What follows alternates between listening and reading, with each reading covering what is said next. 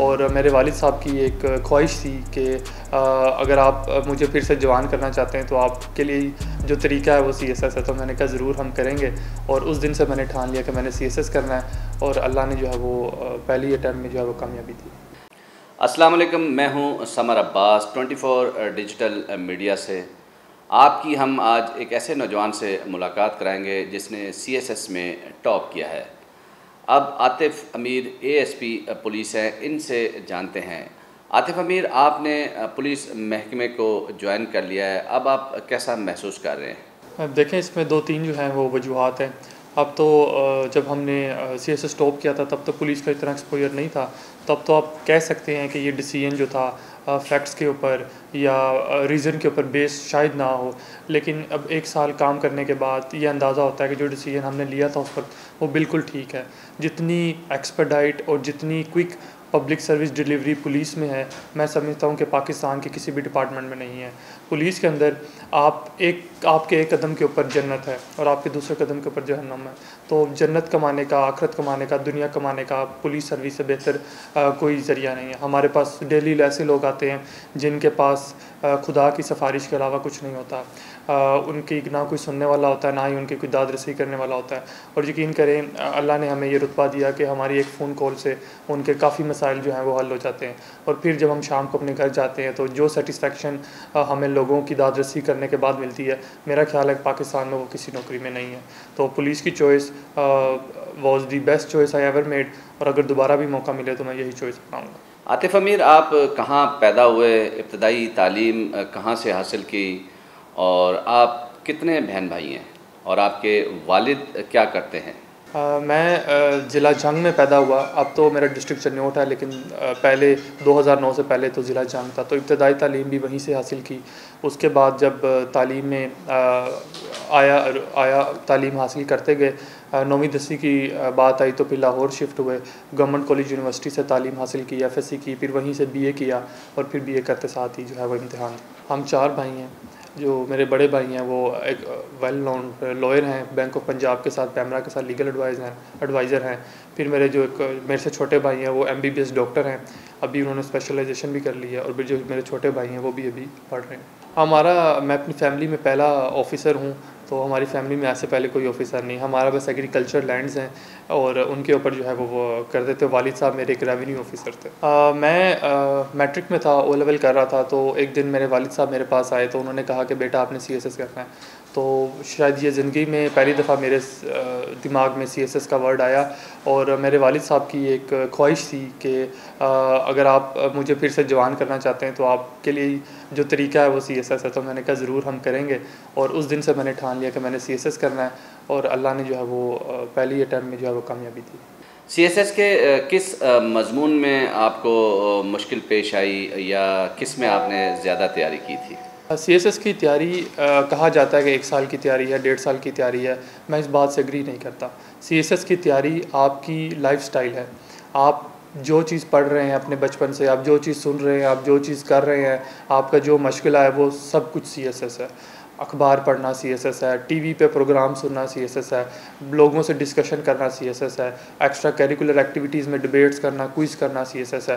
तो जब मैंने काफ़ी जल्दी फ़ैसला किया कि मैंने सीएसएस करना है, तो फिर मैंने जो अपनी तालीम थी वो सीएसएस के रास्ते पर अपनाई। जैसे मैंने इंग्लिश के अंदर अपना बीए किया, क्योंकि सुनने में ये आता था लोग अंग्रेज़ी में फ़ेल होते हैं, तो मैंने कहा चल अंग्रेज़ी में डिग्री कर लेते हैं।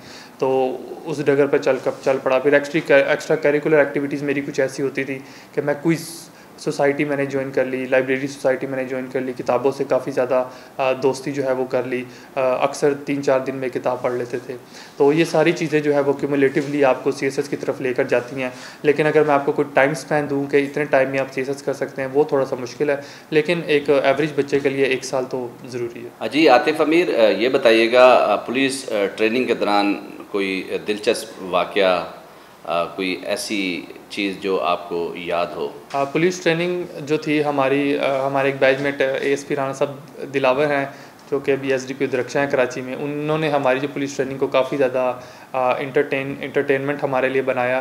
मतलब कोई भी एक्टिविटी, कोई भी ऐसी चीज़ जिसमें हम परेशान होते थे, रातों को लेट तक हमें जागना पड़ता था, सुबह जल्दी उठना पड़ता था, तो हमने एज अ ग्रुप जो है वो ट्रेनिंग की, एक दूसरे के साथ कदम मिलाकर चलते रहे और जब भी कोई मुश्किल में होता था उसको साथ लेकर चलते रहे। तो राना साहब जैसे दोस्त जो कि मुश्किल वक्त को जोली बनाते थे, उन्होंने जो है वो ट्रेनिंग के मरहले को काफ़ी यादगार बनाया। और बाकी ट्रेनिंग थोड़ी हमारी फ़िज़िकली चैलेंजिंग होती है एलीट में भी, लेकिन अल्लाह का शुक्र है कि हम सब बैच ने जो है। मैं आपको बताऊँ तो I was best in discipline. तो 1 साल के अंदर मेरी एक भी सज़ा और एक भी वोलेशन नहीं थी। आतिफ़ अमीर, आपने मुख्तलिफ़ शहरों में ड्यूटी सर अंजाम दी, अब आप कराची में आए हैं।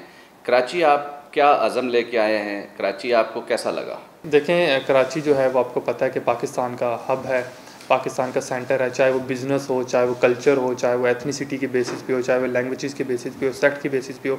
जितनी डाइवर्सिटी कराची में है, मेरा ख्याल नहीं कि पाकिस्तान में किसी भी कोने में डाइवर्सिटी है। और आपका एक्सपोजर हमेशा वहाँ पे ग्रो करता है जहाँ पे आप डाइवर्स कंडीशंस के अंदर, डाइवर्स सर्कमस्टांसिस के अंदर काम करते हैं। मैंने 1 साल गिलगित में गुजारा, स्कर्दू में गुजारा, गांचे में गुजारा, तीन डिफरेंट डिस्ट्रिक्ट्स में आया हूँ। अब ये मेरी चौथी पोस्टिंग है इन कराची। तो पिछली डाइवर्सिटी भी मैं अपने साथ कैरी करके लाया हूँ, पिछला एक्सपोजर भी कैरी करके लाया हूँ, और अब मैं बिल्कुल from rural policing to urban policing में आ गया हूँ। तो मैं समझता हूँ कि एक अच्छे प्रोफेशन के लिए, एक अच्छे करियर के लिए जितनी डाइवर्सिटी आपके करियर में हो वो आपको ग्रो करने में मदद करती है। आप डिफरेंट लोगों से मिलें, डिफरेंट एक्सपोजर लें, डिफरेंट क्राइम्स के साथ डील करें। तो कराची आने का एक मकसद ये भी है कि अपने एक्सपोजर को थोड़ा सा बढ़ाया जाए, क्योंकि ये बिज़नेस सेंटर है, उसके अलावा एथनिक सेंटर है, कल्चरल सेंटर है। तो डिफरेंट लोगों से मिलना, डिफरेंट क्राइम पे डील करना। यहाँ पे ऑफिसर्स बहुत वेल ग्रूम्ड हैं, पूरे पाकिस्तान से टॉप ऑफिसर्स यहाँ पे इस वक्त मौजूद हैं। तो होपफुली उम्मीद है कि इससे जो है वो करियर में एक अच्छा स्टार्ट मिलेगा। CSS के साथ क्या आपने लॉ में भी टॉप किया था? मैंने जब अपनी CSS की तैयारी स्टार्ट की तो साथ ही मैंने प्राइवेट लॉ भी स्टार्ट कर लिया। तो अल्लाह ने करम किया कि मैं उसमें भी पंजाब में सेकंड था, और मैंने लॉ का प्रोफेशन भी जो है वो प्रोफेशन ऑफ लॉर्ड्स उसको टॉप किया। उससे मुझे ये फ़ायदा हुआ कि अब मेरी पुलिस वर्किंग में काफ़ी हेल्प हो जाती है, क्योंकि police is all about law. तो लॉ अब मुझे बहुत ज़्यादा जो है वो अपने कामों के अंदर सपोर्ट करता है। जी आतिफ़ अमीर, मोबाइल फ़ोन का मौजूदा दौर में नौजवान नस्ल बेदरीग इस्तेमाल कर रही है, हर वक्त मोबाइल का इस्तेमाल।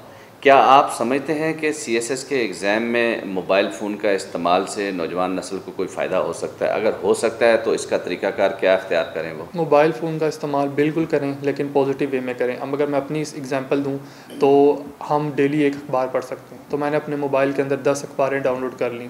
आप डिफरेंट देख लें, फॉरेन पॉलिसी, इकोनॉमिस्ट कर लें, आप न्यूयॉर्क टाइम्स डाउनलोड कर लें, डॉन की एप्लीकेशन डाउनलोड कर लें, ट्विटर डाउनलोड कर लें। ऐसी चीज़ें डाउनलोड कर लें जिनसे आपको डाटा मिलता है और आप उनकी नोटिफिकेशन ऑन कर लें। फिर अपने मोबाइल में 3-4 डिक्शनरीज डाउनलोड कर लें। कोई डिफ़िकल्ट वर्ड नज़र आता है तो उसको डिक्शनरी से कंसल्ट करें। फिर अपने मोबाइल में वर्ल्ड मैप डाउनलोड कर लें। अपने मोबाइल में ऐसी चीज़ें डाउनलोड करें जो आपको इन्फॉर्मेशन देती हैं। तो अगर आप 24 घंटे भी मोबाइल यूज़ करते हैं, लेकिन आप इन पर्सपेक्टिव्स के ऊपर यूज़ करते हैं, उन चीज़ों पे यूज़ करते हैं जो कि आपकी CSS जर्नी में आपको हेल्प करती हैं, जो या कि आपको ओवरऑल आपकी प्रोफेशनल या आपकी एकेडमिक चीज़ों में आपको हेल्प करती हैं, तो मैं कहता हूँ मोबाइल से बेहतर साथी नहीं है। लाहौर में भी आपकी पोस्टिंग रही। लाहौर में कौन सा TV चैनल ऐसा है जो अवामी मसाइल उजागर कर रहा है? जहाँ तक लाहौर की बात है तो लाहौर में तो जो प्योर लाहौर के चैनल्स ओबियसली सिटी 42 है, तो वो मैंने देखा है कि काफ़ी हद तक डीप डाउन सोसाइटी की जो इश्यूज़ हैं उनको एड्रेस करने की कोशिश कर रहे हैं। आतिफ़ अमीर, बहुत शुक्रिया आपका 24 डिजिटल मीडिया को टाइम देने का। Thank you. आतिफ़ अमीर का कहना है कि नौजवान नस्ल आला तालीम हासिल करके ही मुल्क और कौम का नाम रोशन कर सकती है। समर अब्बास को इजाज़त दीजिए। अल्लाह हाफिज़।